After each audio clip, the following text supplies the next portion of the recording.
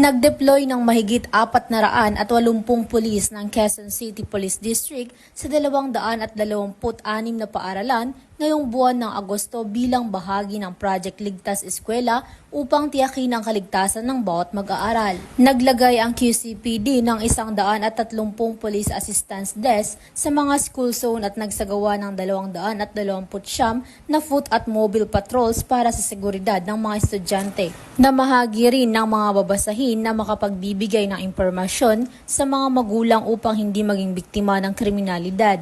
Layon ng proyekto na gawing ligtas at walang pangamba ang bawat paaralan para sa mga estudyante, guro at mga magulang. Mula dito sa Camp Bagong Diwa, ako po ang iyong PNN correspondent, Patroluman Mikami Bahiwag, alagad ng batas, tagataguyod ng Balitang Pulis.